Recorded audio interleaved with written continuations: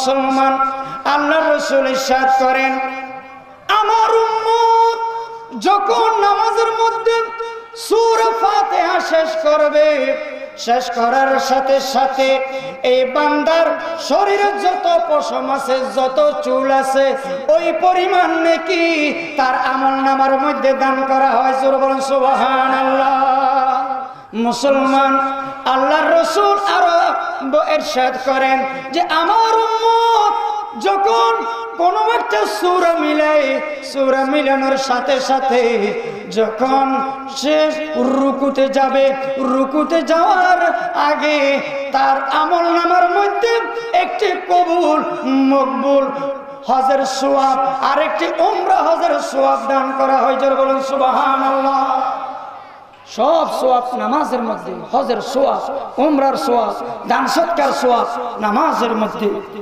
আল্লাহ রাসূল আরো ইরশাদ করেন, আমার উম্মত আল্লাহর কোন বান্দা, আল্লাহর কোন বান্দি যখন রুকু থেকে সোজা হয়ে দাঁড়ায়, রব্বানা লাকাল হামদ বলে, আল্লাহ তাআলা তার উপর একটা সুন্দর রহমতের দৃষ্টি দিয়ে তাকান।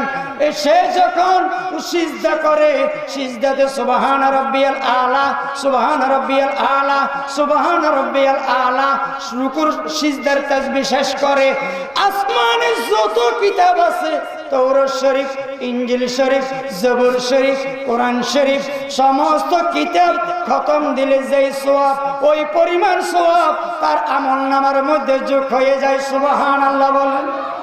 আল্লাহু আকবার। কেমন সওয়াব, কেমন সওয়াব নামাজের মধ্যে আছে।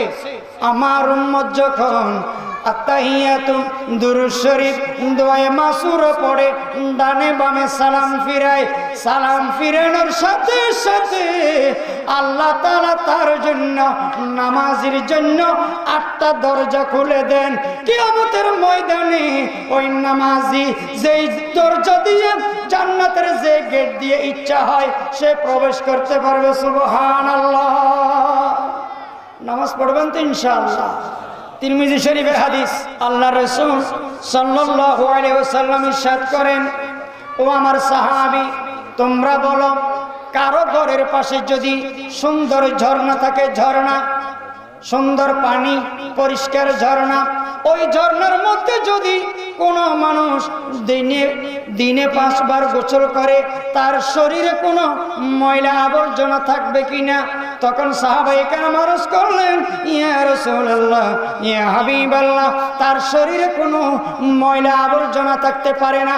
আল্লাহর রাসূল বলেন, একই রকম আমার যে উম্মত, আল্লাহর যে বান্দা বান্দি দিনে 5 ওয়াক্ত নামাজ আদায় করবে, তার শরীরে কোনো ময়লা যেরকম থাকতে পারে না, ওই নামাজের আমলনামার মধ্যে কোনো গুনাহ থাকতে পারে না। জোরে বলুন সুবহানাল্লাহ। নামাজ পড়তে হবে ভাই, নামাজ পড়তে হবে। আজকে অনেককে জিজ্ঞাসা করলে, কিরে ভাই তুমি নামাজ পড়ো না কেন? ওই হুজুর আমি নামাজ না পড়লে কি হয়েছে, আমার কলব ঠিক আছে, ওমা বাবা, আমার ঈমান ঠিক আছে, আমার কলব সাফ, আমার কলব পবিত্র। কলব আল্লাহ রাসূলটা মরে গেছিল না? কলব আল্লাহ রাসূলের অপবিত্র ছিল না? আল্লাহর রাসূল মৃত্যুর আগে আগে সাহাবায়ে কেরামদের কাঁধে ভর দিয়ে মসজিদে গিয়ে নামাজ আদায় করেছিলেন। আর উনি বলতেছেন, আমি কলবে কলবে নামাজ পড়ি, আমার কলব সাফ, আমার কলব জিন্দা, জিন্দা কলব বলে। আমি বললাম, তুমি খিদা লাগলে কি করো? খিদা লাগলে কি করব? খানা খাই। কেন? কলবে নিয়ত করলে পেট ভরে না? কলবে নিয়ত করলে পেট ভরে না? পেশাব পায়খানা করলে কি করো? নিয়ত করলে পেশাব পায়খানা আদায় হয় না? কয় না। খিদা লাগলে নিয়ত করলে পেট ভরে না? কয় না। ঘুম আসলে নিয়ত করলে পেট ভরে না? কয় না। একই রকম ঘুম আসলে যেরকম ঘুমাইতে হবে, আদায় হবে না নিয়তের দ্বারাই। একই রকম খিদা লাগলে যেরকম খানা খাইতে হবে, শুধু নিয়তের দ্বারা পেট ভরবে না। একই রকম পেশাব পায়খানা আসলে এগুলো আদায় করতে হবে, নিয়তের দ্বারা আদায় হবে না। শুধু কলবে কলবে নামাজ পড়লেও কোনো সওয়াব হবে না, মসজিদে গিয়ে নামাজ পড়তেই হবে। ঠিক না? ঠিক বলো। মসজিদে গিয়ে নামাজ আদায় করতেই হবে।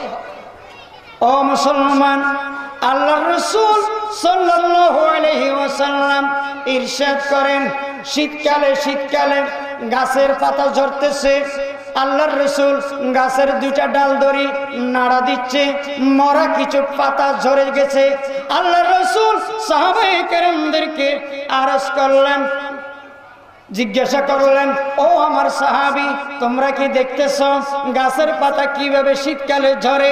সাহাবায়ে কেরাম আরজ করলেন, ইয়া রাসূলুল্লাহ, ইয়া হাবিবাল্লাহ, আমরা তো দেখতেছি, কিন্তু এটার কি হিকমত, কি রহস্য?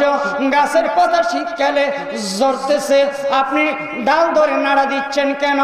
আল্লাহর রাসূল বলেন, আমার সাহাবী, শীতকালে গাছের পাতা যেরকম ঝরে যায়, আমার কোন উম্মত দিনে যদি 5 ওয়াক্ত নামাজ পড়ে, এই গাছের পাতার মতো তার গুনাহগুলো ঝরে যাবে। সুবহানাল্লাহ। মুসলমান, নামাজ আদায় করতে হবে। কিয়ামতের ময়দানে সর্বপ্রথম নামাজের হিসাব হবে।